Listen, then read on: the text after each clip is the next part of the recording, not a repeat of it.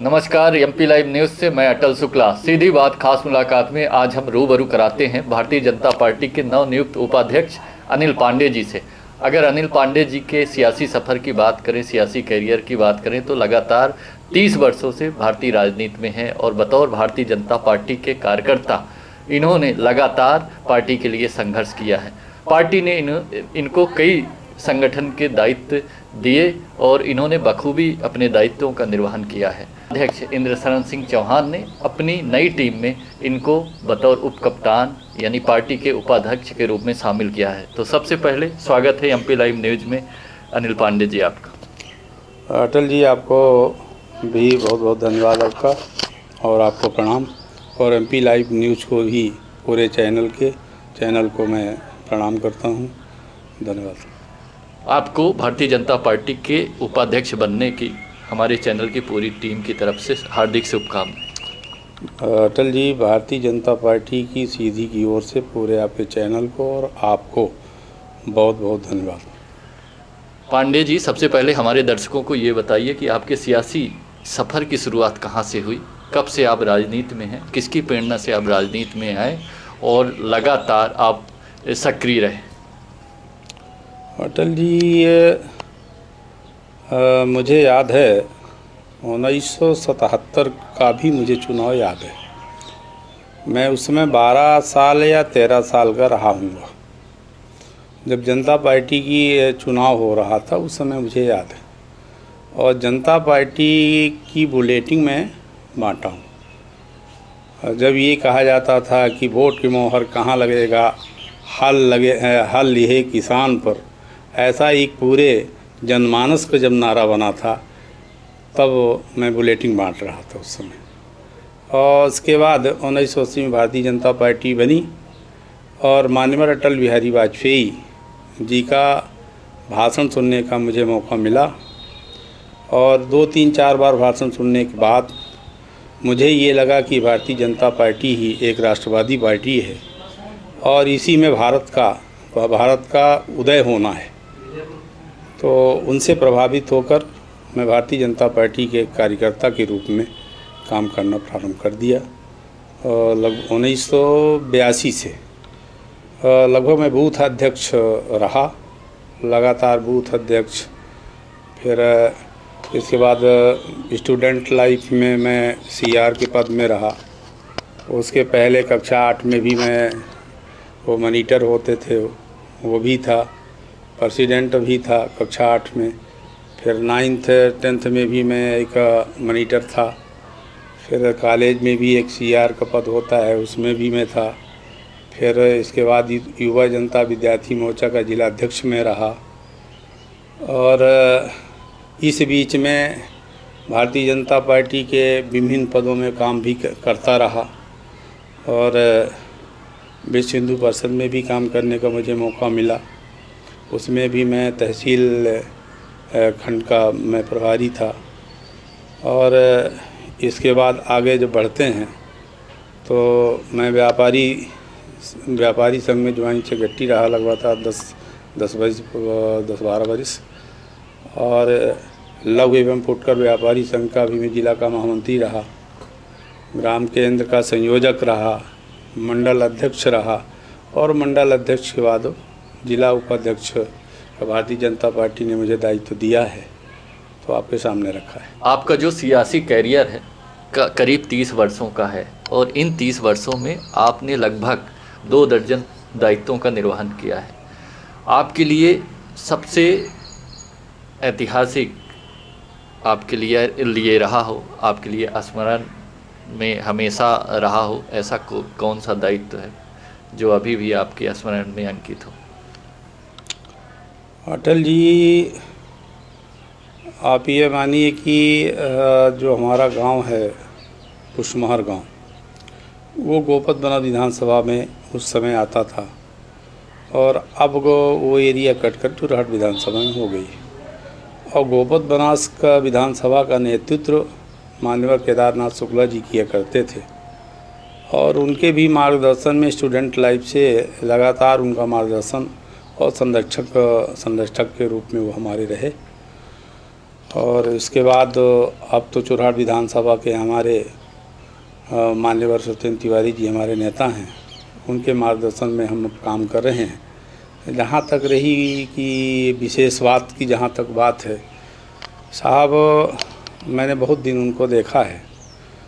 ऐसा भी दिन देखा है कि जब हम लोग भारतीय जनता पार्टी कार्यकर्ता बुलेटिन लेके जब चलते थे साहब बांटने के लिए, तो साहब ये लुकवा के चलते थे, कोई देख लेगा तो फाड़ देगा या हमको जाने नहीं देगा। ये भी हमने समय देखा है और आज का भी हमने समय देखा है कि अब वो लोग भी लुकवा के चलते हैं बुलेटिन अपनी और हम लोग सरेआम बांटते हैं। क्या बात है। ये भी समय आपने एक कार्यकर्ता की हैसियत से अपनी पीड़ा भी व्यक्त की कि हमने वो भी दौर देखा है जब हम बुलेटिन यानी खुले तौर पे बांटने से डरते थे, यानी छत्रपों का इतना भय हुआ करता था कि हम अपनी बुलेटिन चुनाव प्रचार में नहीं बांट पाते थे। आपकी अगर बात करें तो आपके मंडल अध्यक्षीय कार्यकाल में चुरहाट जैसे विधानसभा में फतह करने में आपकी पार्टी सफल हुई है। उसका मूल कारण है कि आप जैसे कार्यकर्ता जो पूरे मनोयोग से पार्टी के लिए लगातार 5 वर्ष संघर्ष करते रहे, डोर टू डोर जाके पोलिंग बूथों में अपनी टीम बनाना, वहाँ के कार्यकर्ताओं को तैयार करना, फिर उनकी मॉनिटरिंग करना, जिसके फलस्वरूप आपको चुरहाट जैसी ऐतिहासिक सीट मिली है जो कभी सपने जैसा हुआ करती थी। तो कैसा अनुभव रहा है पिछले 5 सालों का जिसमें आपको इतनी बड़ी जीत हासिल हुई? ये सच है अटल जी कि जब हम चुरहाट विधानसभा की बात करते थे और आम जनमानस में जब हम लोग बैठते थे तो सबको ये कहते कि चुरहाट विधानसभा तो कांग्रेस की निश्चित है और शेष विधानसभा में फिर लोग आंकड़ा लगाते थे कि हाँ भारतीय जनता पार्टी जीत सकती है। ऐसा हम लोग सुनते थे। कहीं न कहीं ये तकलीफ़ होता था मन में, एक वो होता था कि क्या चुरहाट विधानसभा हम लोग नहीं जीत सकते, ऐसा महसूस होता था। लेकिन हमारे भारतीय जनता पार्टी के कुशल शिल्पियों ने, प्रदेश के नेतृत्व के जो कुशल संगठक थे मान्यवर शिवराज सिंह जी और हमारे पार्टी के अध्यक्ष, ज़िले के हमारे अध्यक्ष उस समय डॉक्टर राजेश मिश्रा जी थे और वी.डी. शर्मा भाई साहब जो आज प्रदेश अध्यक्ष हैं वो महामंत्री हुआ करते थे और जो हमारे नेता हैं सत्येंद्र तिवारी जी वो भी प्रदेश के मंत्री हुआ करते थे। और हमारे भारतीय जनता पार्टी की जो मध्य प्रदेश सरकार की जो योजनाएं थी जनहित के लिए, जन कल्याण के लिए, और राष्ट्रीय नेतृत्व माननीय मोदी जी के जो एक योजना थी जो गरीबों के लिए, ये रसोई गैस है, ये सब है, किलो गेहूँ चावल है, ये सब, ये योजना जब आम गरीबों तक पहुंची, जैसा कि एक हमारे यहाँ एकात्म मानववाद पंडित दीनदयाल उपाध्याय जी के जब उसमें चलना हमारी पार्टी शुरू की तो उसका परिणाम अच्छा मिला। उसी में एक चुरहाट विधानसभा भी है और हमारे जो नेता हैं सत्येंद्र तिवारी जी वो स्वयं संगठन शिल्पी हैं और उनका एक लंबा इतिहास रहा है। उनके बाबा स्वर्गीय चंद्र प्रताप तिवारी थे, वो सीधी जिला में चाहे पमाई उन्मूलन हो और सीधी जिला की धरती को अगर लहराया है तो स्वर्गीय चंद्र प्रताप तिवारी जी ने इसको सिंचित किया और लहराया है।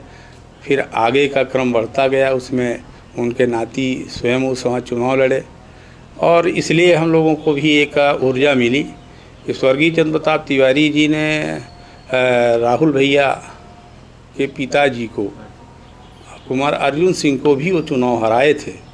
तो एक भावना बन गई थी कि अगर वो उनके बाबा उनको हराए हैं, उनके पिताजी को, तो उनके जो वारिस है ये नाती हैं तो यही हराएंगे, ऐसी एक मंशा बनी थी और ऐसा एक विश्वास जो था वो काम में आया। और भारतीय जनता पार्टी की जो योजनाएं थी आम गरीबों तक, पूरा गरीब इकट्ठा होकर के, पूरे कार्यकर्ता इकट्ठा होकर के, और ये मान के चले कि अब नहीं तो कभी नहीं, ऐसा नारा दिया।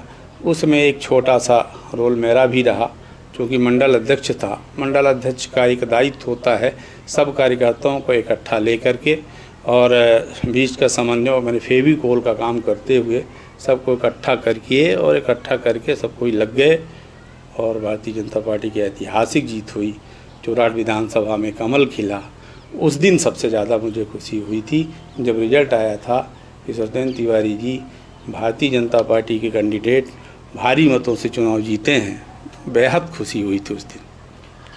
आपके अगर नेता की बात करें, शरदेंदु तिवारी जी की बात करें, जो वर्तमान में चुराहट के विधायक है, चुराहट विधानसभा से ऐतिहासिक जीत हासिल की है हाल ही में, अगर उनकी बात करें तो उनको सियासत विरासत में मिली है और उनके दादाजी सोशलिस्ट पार्टी में एक पूरे संभाग में झंडा गाड़ के रखा था और एक नाम किया है और कई ऐसे आंदोलन किए हैं जो लोग आज भी याद करते हैं और उनकी छत्रछाया में कई ऐसे राजनेता तैयार हुए हैं, कई ऐसे नवांकुर पौधे उनके समय में लगाए गए थे जो आज वृक्ष बनकर तैयार हैं। आपका क्या अनुभव रहा?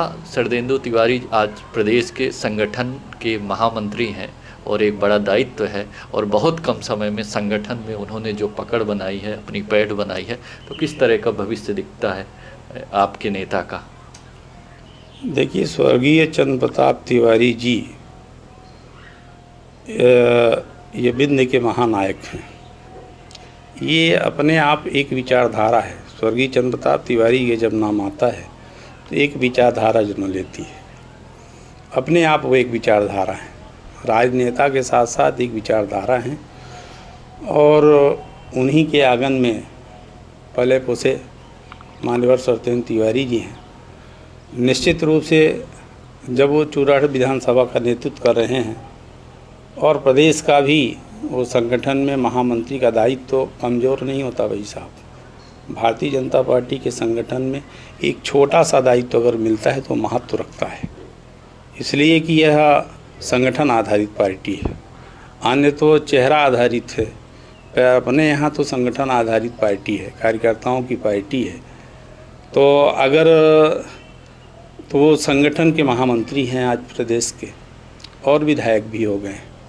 निश्चित रूप से पूरे ज़िले की जनता, चुराहट विधानसभा की जनता के साथ साथ पूरे सीधे ज़िले की जनता और कार्यकर्ता सब उनकी राह देख रहा है और एक अपेक्षाएं भी उनसे कहीं बहुत ज़्यादा है। मेरा जहाँ तक विश्वास है वो कुशल शिल्पी हैं और ऐसे आंगन में पले बढ़े हैं जिनमें उनका एक अनुभव अपने आप है। निश्चित रूप से अपनी चुनौतियों का सामना करते हुए सबकी अपेक्षा के अनुकूल वो खरे उतरेंगे, ऐसा मेरा मानना है। भारतीय जनता पार्टी के जिलाध्यक्ष इंद्रशरण सिंह चौहान ने आपको अपनी टीम में शामिल किया है और आपसे उनको अपेक्षाएं भी होंगी क्योंकि उनके नेतृत्व में आप लोगों को काम करना है। तो किस तरह का एक कहेंगे कयास आप लोगों ने लगाया है या किस तरह की कार्य योजना है, किस तरह की आपस में एक कड़ी है जो आपस में समन्वय बना के काम करेगी? जी ये बताइए कि किस तरह का आपस में समन्वय रहेगा, किस तरह की रणनीति रहेगी और किस तरह का अनुभव रहा है अभी तक का कि उनके निर्देशन में आप लोग पार्टी को मजबूत कर पाएंगे? अटल जी, हमारे जो जिलाध्यक्ष हैं वो प्रदेश का भी नेतृत्व किए हैं। प्रदेश में भी उनको संगठन में काम करने का एक अच्छा तजुर्बा है और सीधी जिला के संगठन में वो विभिन्न दायित्वों का निर्वहन किए हैं और विभिन्न संगठन में काम करने का उनको मौका भी मिला है। तो जो उनका पिछला इतिहास अगर हम देते हैं प्रदेश में उनका काम करने का, जिला में उनका काम करने का, तो वो बहुत खरे उतरे हैं।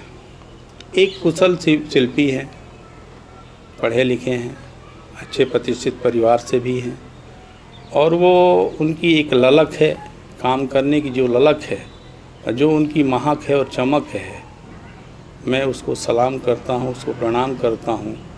और मुझे खुशी भी है कि मान्यवर जो हमारे जिलाध्यक्ष जी हैं इंद्रशरण सिंह जी, उनके टीम में मुझे काम करने का मौका मिला है।